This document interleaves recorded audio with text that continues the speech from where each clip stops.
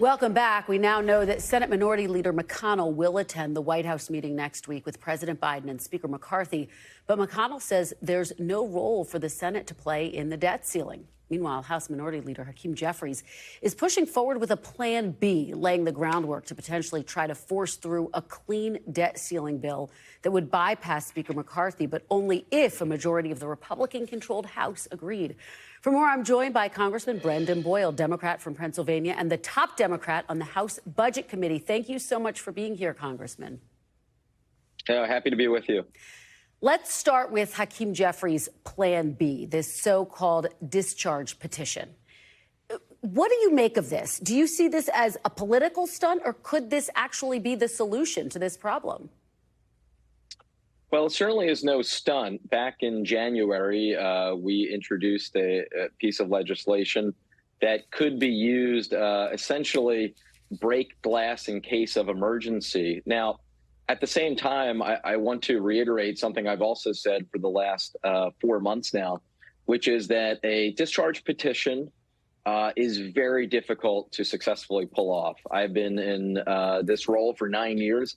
I've seen it succeed exactly once, and I believe it has succeeded a total of twice in the 21st century. So we should recognize that this is a low probability, but it is possible. So it's something you would support, but you're skeptical that it would actually be the off-ramp here. Is that what you're saying?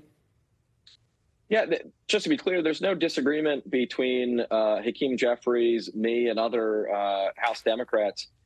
We want to make sure that we pay America's bills. Period. End of story. Whether that's through a straight up piece of legislation that we can pass tomorrow, or if we have to resort to the discharge petition as essentially a last resort. Congressman, but the bottom line is, you and apologies for interrupting, but you would need a handful of Republicans, about 5 Republicans, if our math is correct, to sign off on this discharge petition. Who would those 5 names be? Have you identified them? Yeah. So the other time, or the one time that I've seen the discharge petition succeed, it was when Democrats were in the minority, and we did get, I think, upwards of 3 dozen Republicans to join us to sign that discharge petition, and that's how something called the Export-Import Bank was reauthorized. So this time, the math is actually much easier for us. We would only need 5.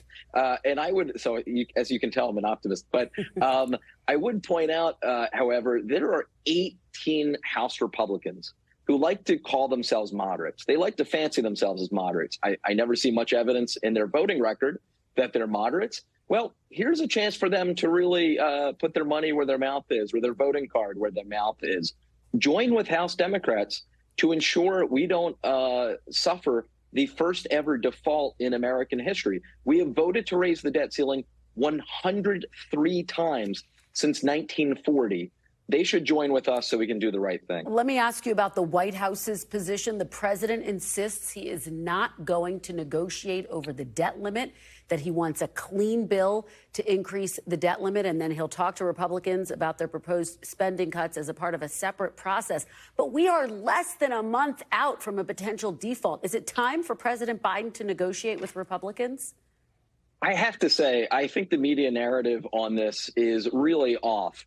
The reality is we Democrats stand ready, willing, and able to negotiate with Republicans about next year's spending and the years after that. We always do that. It's called the appropriations process.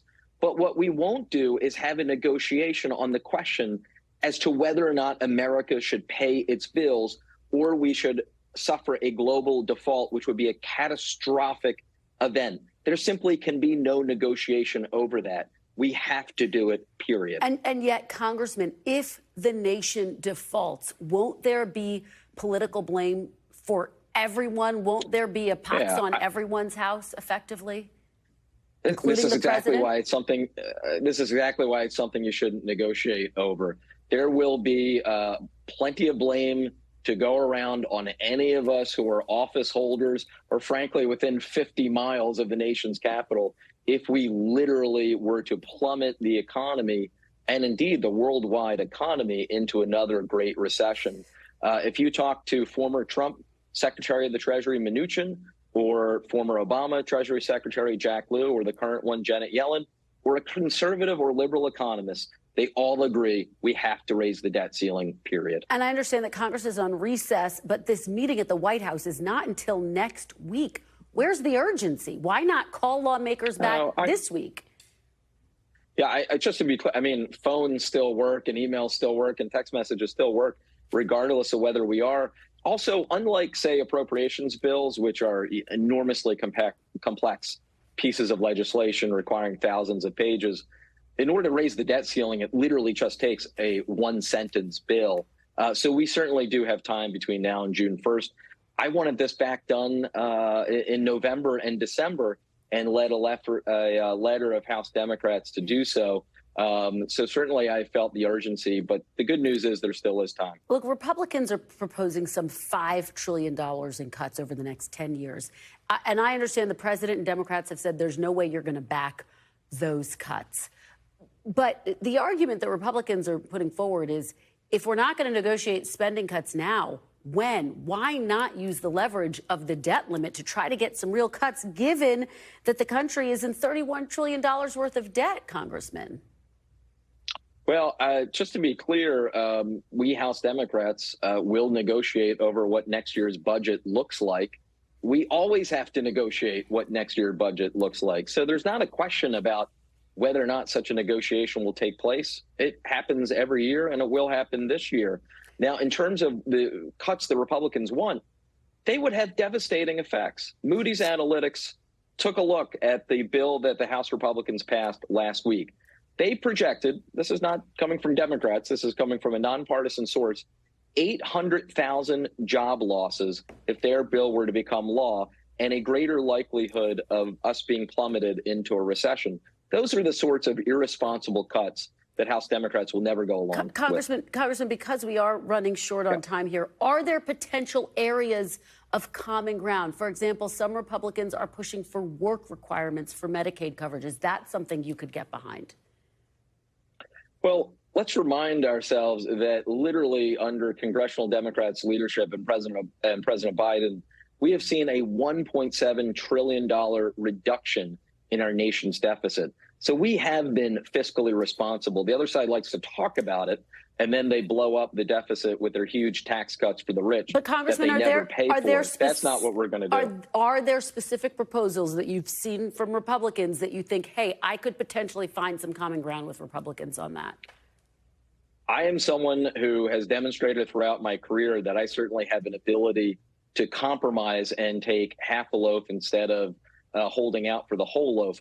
But I will say there is very little to nothing in that piece of legislation that passed last week that I would be clamoring to support. Okay. Let me ask you just finally about this news that we are getting, that the administration is going to send 1,500 active duty service members to the U.S. border in anticipation of that COVID-era policy, Title 42, being lifted. Just remind you that back in 2018, Adam Smith, who's the top Democrat on the House Armed Services Committee at the time, accused former President Trump of, quote, militarizing the border. He called it a political act. What makes this moment different, Congressman?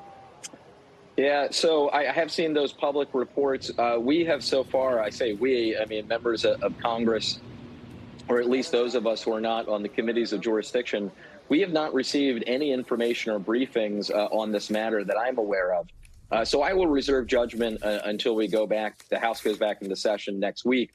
But I would urge the administration to come up to the Hill and brief us on their plan so we have a better idea of what exactly the plan looks like, what those troops would be doing at the border. On its face, would you support such a move to bolster the CBP officials who are already down there, to brace for a potential surge in migrants? Yeah, so we need, clearly we need border security. I don't think there's really anyone who disagrees on that front. That's been an issue for the last 2 decades, ever since the first surge under George W. Bush in 2005, I believe. But what makes it difficult to answer this question in the abstract is without seeing what the projected surge looks like, what the troops would be doing, where they would be focused. So again, I think it's more responsible to reserve judgment until I see what the actual plan is that would be in place. All right. Congressman Boyle, thank you so much. Really appreciate it. All right. Thanks for watching our YouTube channel. Follow today's top stories and breaking news by downloading the NBC News app.